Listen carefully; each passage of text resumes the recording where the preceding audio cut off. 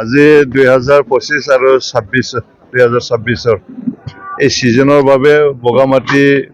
মানে টুৰিষ্ট স্পটটো আজি মুকলি কৰা হ'ল আৰু মই আশা কৰিছোঁ অসমৰ বিভিন্ন ঠাইৰ পৰা ইয়াত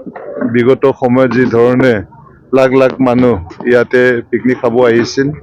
এই বগামাটি মানে স্পটখন মানে টুৰিজিম স্পটখন চাবলৈ আহিছিল তেখেতসকলে এইবাৰো আহিব এইটো মই মানে আশা ৰাখিছোঁ গতিকে আৰু NGO সকলক মই অনুৰোধ জনাইছোঁ যিসকল অতিথি আহিব ইয়াত পিকনিক খাবৰ কাৰণে ইয়াত মানে আমাৰ মানে ইণ্ডো ভূটান বৰ্ডাৰৰ যিবিলাক মানে সৌন্দৰ্য এই সৌন্দৰ্য উপভোগ কৰিবৰ কাৰণে বিভিন্ন ঠাইৰ পৰা টুৰিষ্ট আহক এইখিনি মই আহ্বান জনাইছোঁ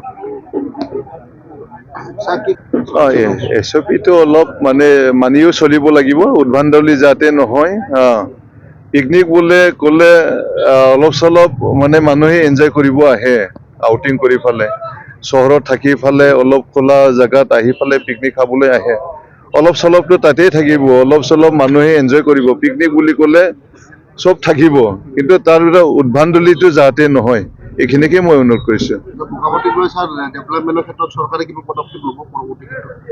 এতিয়াতো গভৰ্ণমেণ্টৰ দ্বাৰাইতো অলপ হৈ আছে যিখিনি কৰিছোঁ ইয়াত যিখিনি আমি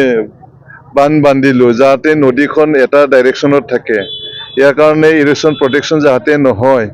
আৰু সেই মানে নালাবিলাকত মানে পাৰ কৰিবৰ কাৰণে যিবিলাক দলং এইবিলাক আমি বনোৱা হৈছে গভৰ্ণমেণ্টৰ ফালৰ পৰাই বনোৱা হৈছে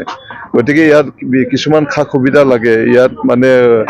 বাহিৰৰ পৰা অতিথি আহিলে অলপ বহিব পৰা এই ধৰণৰ এটা হেৰি লাগে এৰেঞ্জমেণ্ট কৰিবলগীয়া এটা আছে টয়লেটছৰ মানে ইয়াত প্ৰয়োজন হৈছে এইবিলাক আমি পৰ্যায়ক্ৰমে কৰিম এইখিনি কথা কৈছোঁ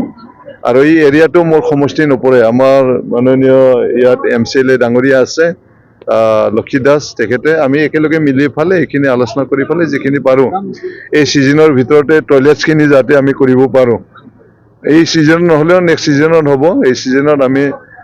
এইটো ফাইনেন্সিয়েল ইয়াৰত 2026 আৰু 27ৰ ভিতৰত যাতে আমি টয়লেটছখিনি বনাব পাৰে আৰু আগন্তুক 2026 আৰু 27ৰ যিটো ছিজনত ব্যৱহাৰ কৰিব পৰাকৈ আমি টয়লেটছখিনি বনাই দিম এইবাৰ